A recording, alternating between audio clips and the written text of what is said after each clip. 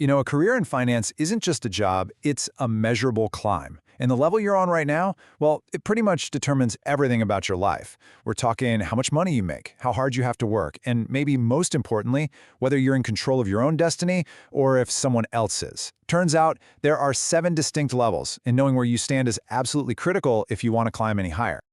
Okay, so let's get into it. Here's the plan for our explainer. First, we're going to look at the whole ladder, get a bird's eye view.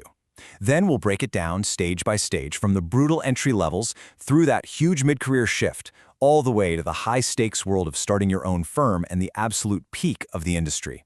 And at the end, we'll boil it all down to 3 key things you need to know for your own climb. So here's the big idea. You can pretty much understand the entire high finance career path through this one framework of 7 levels.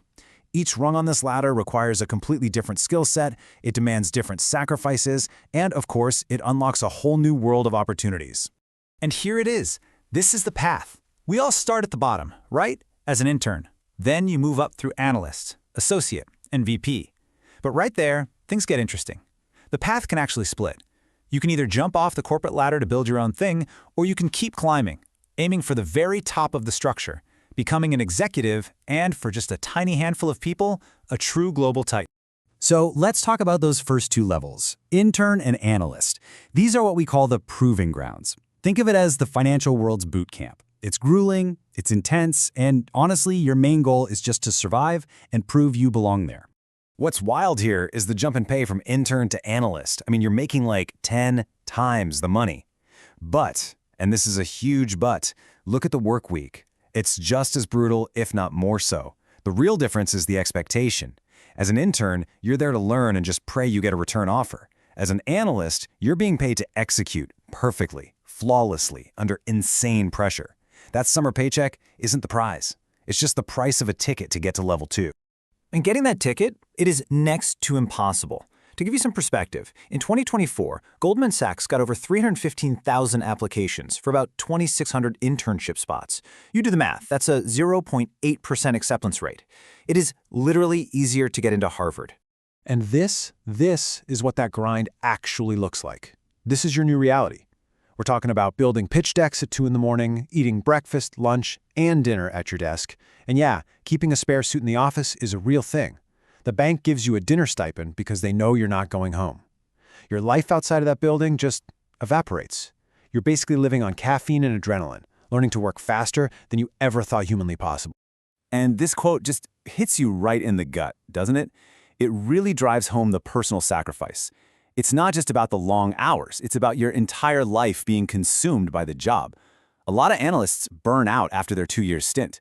But for those who make it through, well, the next level is waiting. So, if you manage to survive the proving grounds, you get to the next stage, managing and originating. And this is where the job completely changes. You're not just the person in the trenches grinding out the work anymore. The focus shifts. You start managing people, and eventually, you have to start bringing in the business. Now, this is maybe the most crucial pivot in your entire career. The skills that made you a rock star analyst, being a perfectionist, being a spreadsheet wizard, are suddenly not the skills that will make you a successful vice president. You have to evolve from a doer into a manager and a seller. Your value isn't about doing the work perfectly anymore, it's about bringing in the work in the first place. And you can see that transition right here in the numbers. As an associate, you're basically a project manager. You're the one checking the analyst's work. But then look at that jump to VP. Your pay can explode into the millions. And why is that? Because your core task flips from managing work to originating it. You're now expected to be a rainmaker, the person who brings in the big deals. And let me tell you, this is the great filter. The VP level is where so many careers just hit a wall. Not everyone is cut out to sell, to build a network of clients, and to convince billionaires to trust them with huge decisions. If you can't master this new game, you often plateau right here. You'll make good money, sure, but you'll never break into that top tier. Okay, so now we hit a massive fork in the road. After years of grinding up the corporate ladder, some people decide to take the biggest risk of their lives. They leave the safety of the big banks to build their own firm. This is what we call the founder's gambit. And this really is the central question for every successful VP. Do you keep climbing inside this massive, established structure, making the bank even richer? Or do you bet on yourself? Do you walk away from a multi-million-dollar salary to build something that's truly yours, with the potential to make you generationally wealthy? So how do you actually make money if you go out on your own with a smaller, specialized boutique firm? Well, it's a mix. You've got these steady retainer fees, and then you have the huge paydays from success fees when you close a big deal. A really successful founder can pull in anywhere from $3 to $10 million a year. But, and it is a big but, the risk is off the charts. Those first few years are brutal, just burning through savings while you fight to prove you can deliver without the big brand name behind you. It's a pure test of your conviction.